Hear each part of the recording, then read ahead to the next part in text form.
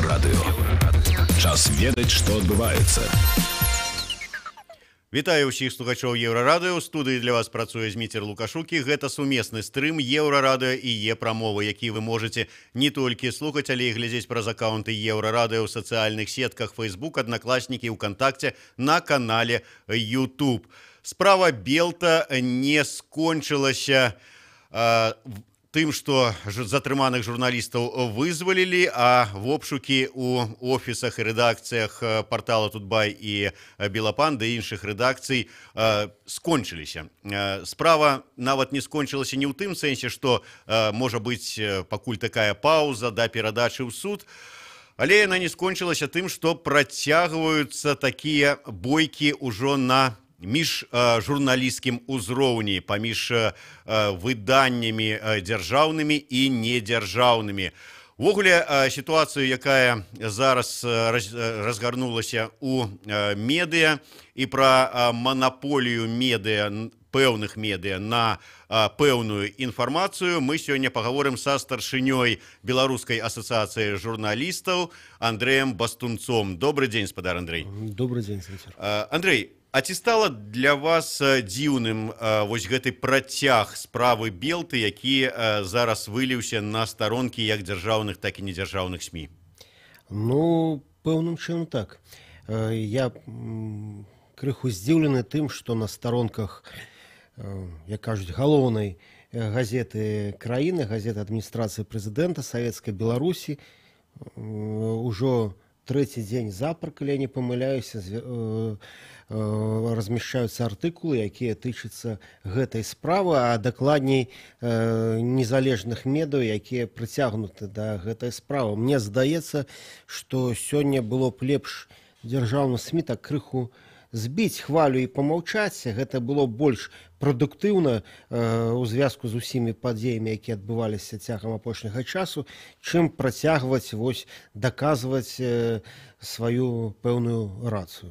Ну, калі вы кажаце канкрэтна пра галоўную газету адміністрацыі прэзідэнта і пра канкрэтныя 3 дні, то я так разумею, што вы уважліва адсочваеце, што на гэтую тэму яны там пішуць. І зараз у мяне да вас пытанне нават не як да старшыні бажу, а як да юрыста. От з пункту гледжання юрыста, чытаючы тыя артыкулы, якія там у Савецкай Беларусі размяшчаюцца, вот як вы іх ацэньваеце?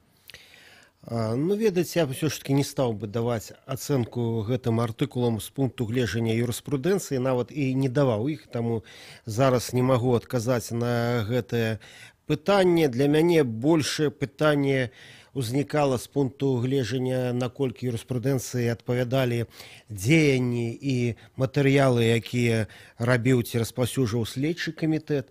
Тое, што тычыцца журналістыкі, гэта ўжо асобная справа, але я добра ведаю, такая тэза вядомая, што наогул сродкі масавай інфармацыі па этычным кодексу, напрыклад, міжнароднай федэрацыі журналістаў, ды і шмат якіх іншых структур мусіць устрымлівацца ад нейкіх такіх ганебных выказванняў дачынення іншых канкурэнтаў сваіх, не толькі таму, што яны канкурэнты, а таму, што гэта можа падарваць давер да ўсіх сродкаў масавай інфармацыі. І тое, што сёння адбываецца на медыйным поле, ну, гэта пацвярджае. Ну, такім чынам, вы так негатыўна ставіце да таго, што з'яўляецца на тэму справы Белта зараз апошнімі днямі ў дзяржаўных СМІ. Але не маўчаць і недзяржаўныя. Вот як вы ўспрымаеце, калі з'яўляюцца матэрыялы, ну, такія, вот, як кажуць, па-простаму у стылі таке, а ў цябе малако збежала, калі яны зараз вот, как бы шукаюць, а вот дзе, як там Белта, да прыкладу, там у каго што тырыла. Вот як вы ставіце да з'яўлення такіх матэрыялаў? Ну, я таксама лічу, што гэта было бы лепш, калі б гэтае пытанне высвятляліся ў журналісцкай супольнасці, калі мы можам казаць пра яе, я не ўпэўнены аб тым, што ў нас ёсць журналісцкая супольнасць, якая аб'ядноўвае дзяржаўна-недзяржаўныя медыа. Я хутчэй лічу, што ёсць, ну, як мінімум 2, а то і 3 розныя супольнасці, бізнес-медыа, тое, што мы называем незалежнымі СМІ, і дзяржаўныя медыа, якія працуюць по загаду пэўных установаў. Таму так, тут цяжка сказаць пра адзіную супольнасць, і што, але я лічу, што вось лепш гэта было б у гэтым асяроддзі гэтае пытанне высвятляць. Хаця з іншага боку сёння у стагоддзя інтэрнэту гэта было амаль прагназуема, што усе памылкі яны будуць выцягнутыя на паверхню і будуць абмяркоўвацца. І насамрэч я думаю, што мусіць абмяркоўвацца то, як працуюць дзяржаўныя медыа, бо яны працуюць, прабачце, за кошт бюджэта, які складаецца з падаткаў грамадзянаў. І тыя пытанні об адкрытасці дзяржаўных органаў яны мусяць распаўсюджвацца і на тыя дзяржаўныя медыа, якія таксама працуюць за дзяржаўны кошт, і службовыя асобы якіх таксама разглядаюцца як дзяржаўныя служачыя. Ну, глядзіце, вот, да прыкладу, з боку незалежнага журналіста, журналіста Deutsche Welle Паўлюка Быкоўскага, які не толькі незалежны журналіст, але і чалавек, які быў затрыманы, ад яго прагучала такое меркаванне, што сябры журналісты з таго і з гэтага боку, давайте не будзем ушчыняць бойкі, давайте ўсё ж такі неяк спакойна і гэтак далей. З боку дзяржаўных СМІ, іх прадстаўнікоў, вот калі было таго ж крата выступ у Фейсбуку, вот добра, што за іх там узяліся, за гэтых тутбаевцаў, я тут з цікавасцю наглядаю, то потым ніякай такой вот думкі наконт таго, што трэба нам ці не трэба сварыцца, не было. А на ўзроўню вот журналісцкіх арганізацый. Вот у нас ёсць БАЖ, Беларуская асацыяцыя журналістаў, ёсць афіцыйны саюз журналістаў. Вот на гэтым узроўні спрабавалі неяк вот гэтую сітуацыю разруліць, скажем так. Ну, па-першае, мы будзем спрабаваць гэта разруліць. Не разруліць гэта немагчыма, а ва всякім разе абмеркаваць. Але узгадаю недаўні прыклад, калі мы звярнуліся да саюза журналістаў з заклікам абмеркаваць яшчэ не прынятыя змены ў закон аб СМІ і, магчыма, сфармуляваць нейкую пэўную пазіцыю, і атрымалі адказ, што саюзу журналістаў гэта не патрэбна. Наогул не было, я не ўзгадаю, ніводнага выпадку ціска на журналістаў, ганебнага ціску, які абмяркоўваўся на ўзроўні і Еўразвязу, і АБСЕ, і гэтак далей, калі б саюз журналістаў падтрымаў сваіх калегаў з іншага боку. А БАЖ, дарэчы, падтрымаў ці заступіўся за тых афіцыйных журналістаў, якія ў свой час былі ўнесеныя ў спіс неўездных у ЕС? Ведаеце, БАЖ не патрабаваў таго, каб хтосьці уносіў гэтых асобаў у гэты спіс. І так мы не выказвалі падтрымкі ім з вельмі простай нагоды. Кожная дзяржава можа вызначаць спіс тых, хто не можа уязджаць у краіну, і нават не абгрунтоўваць нагоды для гэтага. І калі мы параўнаем спіс неўязных у Беларусь на той момант, ці нават на гэты, і з тым спісам, які быў прадстаўлены ў той час з боку Еўразвязу, мы пабачым, наколькі гэта несуразмеральныя велічыні. Ну, я гэта зараз сказаў толькі для таго, каб вот вы загадзя, можа быць, ведалі аргументацыю таго боку, калі вы скажаце, чаму вы... Я яе ведаю, я яе чуў, калі было апошняе паседжанне у межах, у рамках дыялогу па правах чалавека між Беларусю і Еўразвязам. Менавіта гэтую думку выказваў Вадзім Гігін, які быў таксама ўключаны ў гэты спіс, на што прадстаўнік Еўразвязу адказаў, што пераправерыць гэтую інфармацыю, але наколькі ён ведае, гэта было не звязана з журналісцкай дзейнасцю, а гэта было звязана з агульным падыходам еўрапейскіх краінаў да таго, што адбылося ў Беларусі цягам 10-11 гадоў, калі, дарэчы, вельмі шмат журналістаў апынуліся і за кратамі, і былі затрыманы, і нават былі асуджаныя. Закранем зараз яшчэ одну тэму вельмі важную для журналістаў, а на думку некаторых, якая в прынцыпе і стала прычынай увогуле ўзнікнення справы Белты. Гэта манаполія пэўных СМІ на пэўную інфармацыю. Вот зараз мы паслухаем думку медыаэксперта, былога галоўнага рэдактара эканамічнай газеты Леаніда Фрыдкіна пра Белту і яе манаполію. Калі ласка. Достаточно странно выглядит ситуация, когда государственные ресурсы, в том числе это агентство, обладает эксклюзивным, если не монопольным правом доступа к государственным же ньюсмейкерам и таким образом может почти монопольно представлять то, что сказал тот или иной министр или другой большой начальник. Тогда у остальных негосударственных СМИ, чтобы распространять информацию и, так сказать, заполнять свои полосы, нет другого выхода, кроме как цитировать агентство, которое стоит ближе всех к чиновным телам. Вот эта ситуация абсолютно ненормальная, она отражает вот тот перекос на нашем медийном поле, который и порождает такие ситуации. Ці згодныя вы з такім меркаваннем спадара Фрыдкіна, тым больш, што вот нібыта крыху паўцікла справа Белта, некалькі разоў мы казалі пра гэтую манаполію. Вот, да прыкладу, учора асабіста я палову дня тэлефанаваў прэс-службу адміністрацыі прэзідэнта, ні па адным тэлефоне мне не адказалі. Белта, па інфармацыі атрыманай з прэс-службы адміністрацыі прэзідэнта, паведамляе пра звальненне 2 міністраў. Вот як, я б сказаў, што, бывае, можа быць, калі это пастаянна, гэта ўжо пачынае здзіўляць. Па-першае, я цалкам згодны з такой пастаноўкай пытання, але справа яшчэ далей можна працягваць гэта пытанне.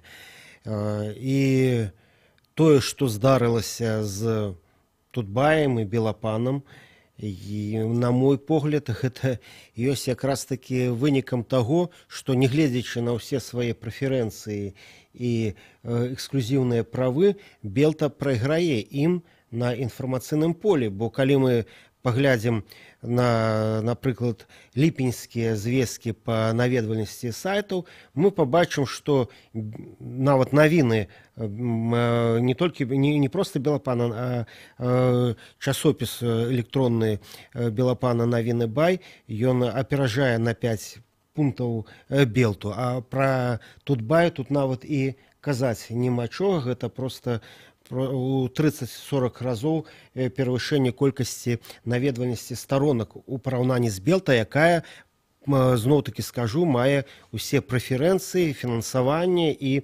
эксклюзіўныя правы. Гэта першы пункт. Другі пункт, што наогул у краіне не мусіла быць дзяржаўных медыа, каб такіх пытанняў не ўзнікала. У супрацьлеглым варыянце, як гэта зараз і атрымліваецца, менавіта дзяржаўныя медыа будуць атрымліваць ту інфармацыю, але не інфармацыю атрымліваюць. Яны выступаюць у выглядзе піар-агенцаў тых дзяржаўных органаў, ад якіх яны нібыта атрымліваюць інфармацыю. Яны толькі атрымліваюць тое, што далі ім тыя самыя прэсавыя службы, якія так хвалююцца даваць гэтую інфармацыю недзяржаўным медыа, бо яна можа быць прадстаўлена не ў тым выглядзе, як яны гэта пажадаюць, бо могуць пайсці недзяржаўныя медыа далей. Так, мы працягнем нашу размову з Андрэем Бастунцом пасля кароткага выпуску навінаў на Еўрарадыё. Я нагадаю, што гэта сумесны стрым Еўрарадыё і Е-прамовы. У студыі для вас працуе Зміцер Лукашук, і мы абмяркоўваем са спадаром Андрэем, чым вылілася для журналісцкай супольнасці справа Белта на сёння. Слухайце Еўрарадыё.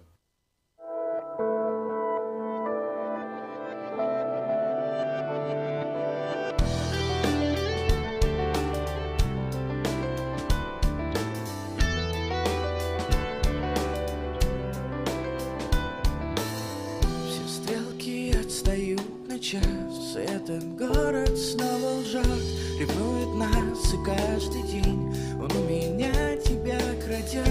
Не потерять тебя, искать средь сотен лиц имен и плыть, тонуть в водоворотах улиц. В итоге продолжая жить каждым твоим вдохом, жить каждой твоей нотой, искать тебя повсюду.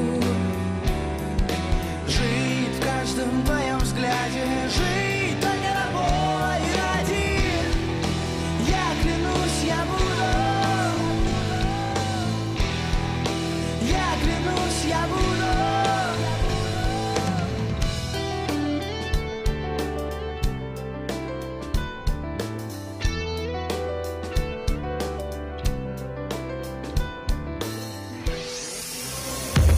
Еўрарадыё.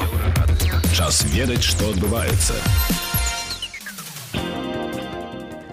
Вітаю, каротка пра асноўныя падзеі.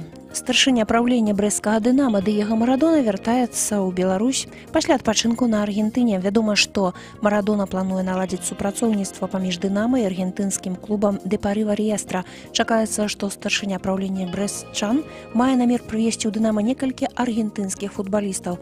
Пра тое, ці будзе гэта стажыроўка ці прагляд для гульцоў, не паведамляецца. Абвінавачанне просіць асудзіць кіраўнікоў прафсаюза РЭП Геннадзя Фядыніча і Ігара Комліка на 5 гадоў хатняй хіміі з канфіскацыяй маёмасці, паведамляе праваабаронца Алесь Бяляцкі. Іх вінавацяць ва ўхіленні ад падаткаў, асабліва буйным памеры. Працэс над Фядынічам і Комлікам праваабаронцы называюць палітычным. Ён адзначаны некалькімі скандаламі. Гэтак былая сакратарка прафсаюза, якая давала паказанні, Юлія Юхнавец, заявіла, што яна агентка КДБ. Некалькі сведкаў на працэсе адмовіліся ад сваіх паказанняў, указваючы на ціск з боку следчых. Пракурор на працэсе зачытаў матэрыялы праслухоўвання тэлефонаў Фядыніча і Комліка. Гэтае праслухоўванне вялося ўжо падчас самога працэсу. Новымі міністрамі могуць стаць амбасадары. Нарада па кадравых пытаннях праходзіць у Лукашэнкі сёння. Як заявіў сам Лукашенка, гэта працяг размовы ў Воршы. Кандыдатамі на новыя пасады могуць быць нядрэнныя амбасадары, якія атрымалі пэўны досвед працы, сказаў прэзідэнт. У гэты уікенд будзе камфортнае надвор'е, воблачнае з праясненнямі, з кароткачасовымі дажджамі, слабым туманам, дзе-нідзе навальніцы, з узмацненнем ветру да парывістага. Уначы 11-17, удзень 23-29 са знакам плюс.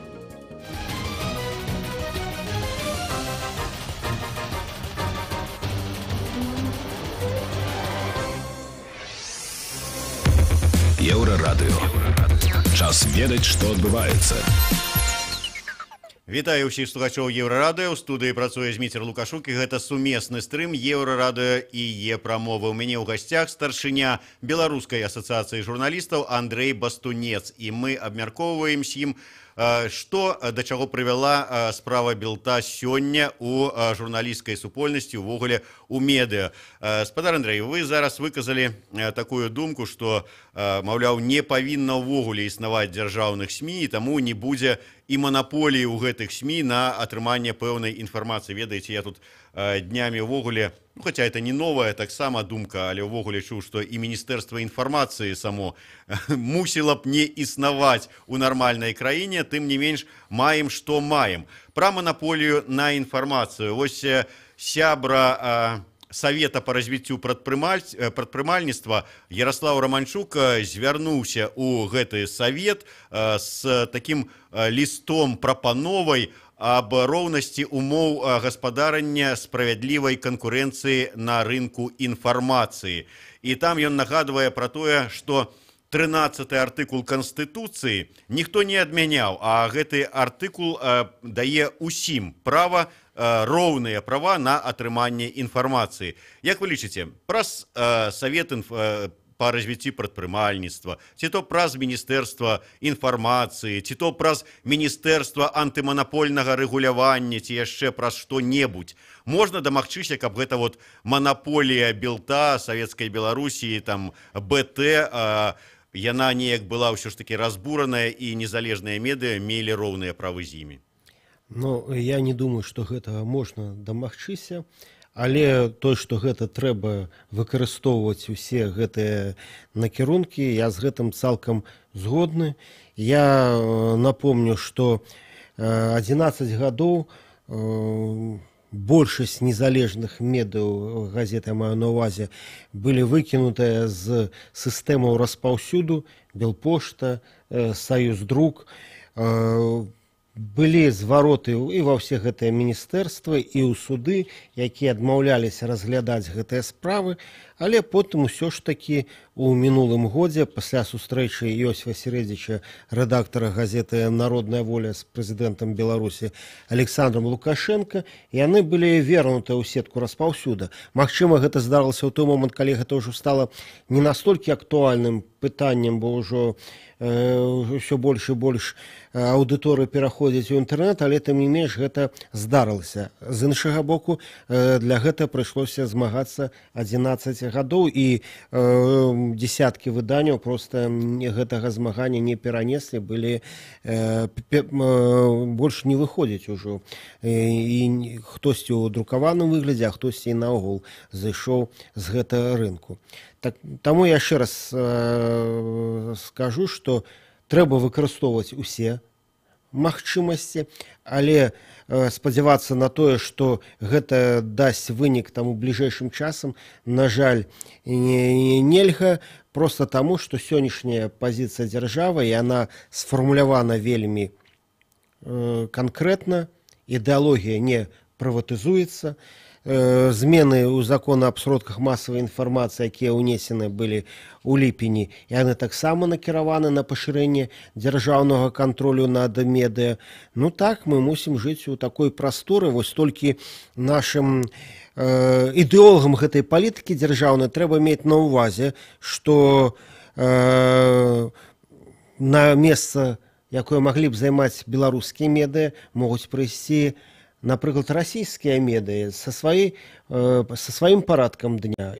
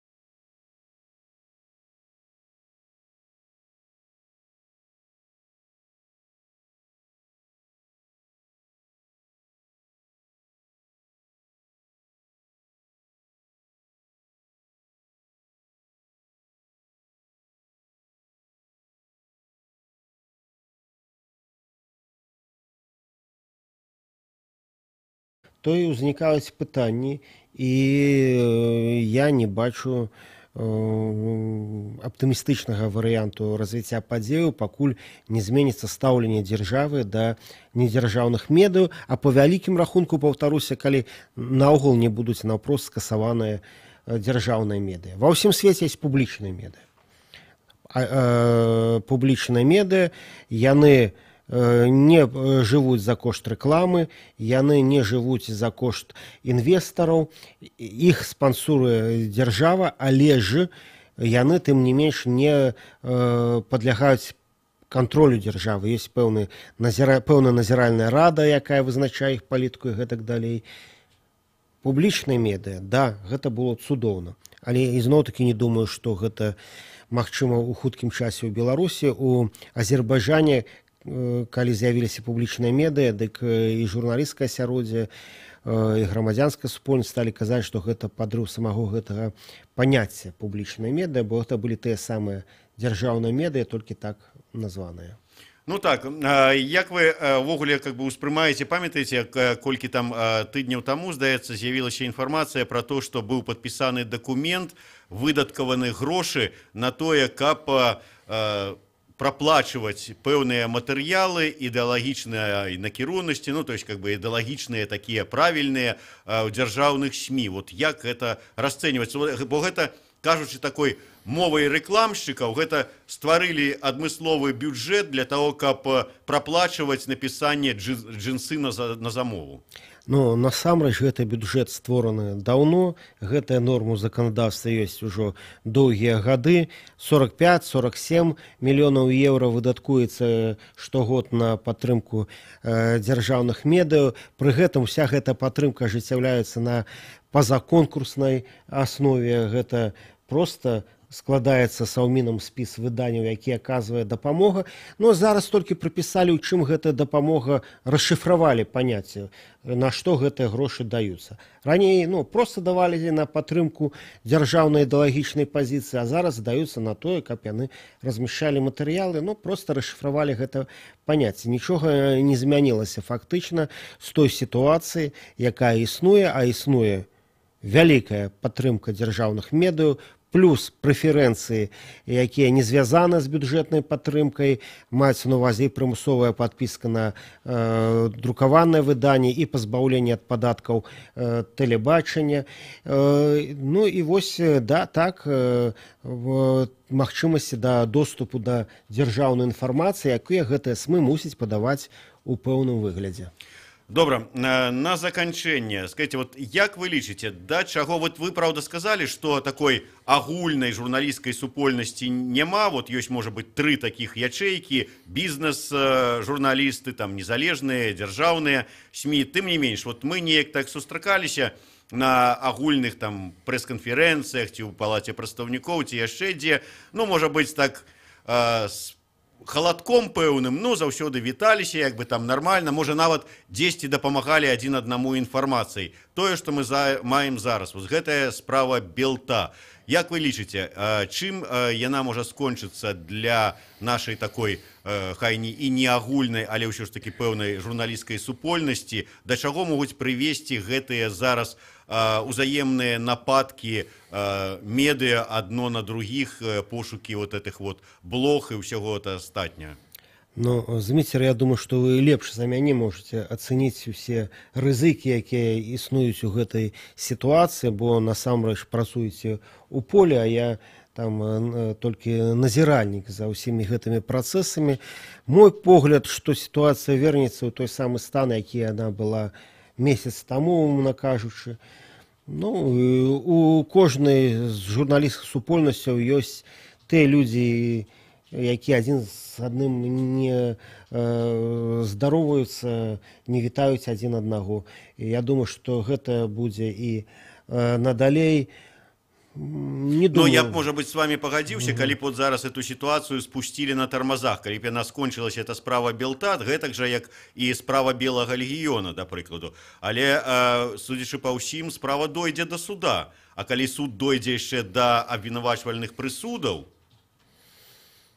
гэта будзе ўжо ацэнка працы нашага суда і нашага следства ў першую чаргу. А ўжо якая будзе ацэнка ўжо з боку дзяржаўных медыяў, гэта ўжо іншае пытанне.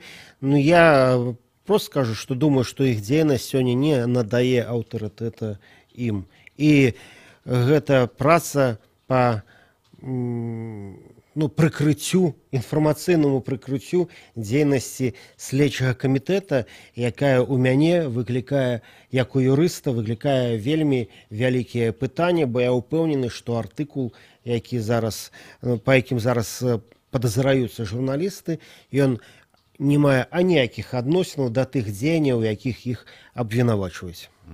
Все ж таки вы будете спрабаваць наладзіць контакты по новой с афіцыйным саюзам журналістаў, каб неяк так сумесна паспрабаваць гэтай сітуацыі, я не ведаю, разабрацца, не разабрацца, але, можа быць, неяк так папрацаваць? У нас контакты ёсць, яны не разрываліся. Іншая справа якія, гэта контакты, якая іх эфектыўнасць. Мы будзем спрабаваць размаўляць, а наколькі гэтая размова будзе мець вынікі, я тут нічога не магу сказаць. Пакуль што нашыя калегі, яны, мне здаецца, займаюцца крыху іншай справай, чым займаемся мы. І бачыць свет таксама з іншага пункту гледжання. Дарэчы, я ўжо пачуў такое меркаванне, што гэта яшчэ адзін такі удар па нашай журналістыцы, і журналістыка беларуская можа быць ужо ад этого удара, знаете, так на апошнім дыханні знаходіцца, памірае сапраўдная журналістыка, застаюцца толькі нейкія барацьбіты, змагары з аднаго і з другога боку, а адны з прапагандыста, другія яшчэ не ведаю, як назваць. Як вы думаеце, ёсць такое, не? Ведаеце, я большую небяспеку для журналістыцы бачу ў іншых накірунках. Гэта жаўтызна пэўная, якая ідзе, гэта там гонка за клікабельнасцю і гэтак далей. Хутчэй, і гэта ўсё больш і большае разрастанне ўплыву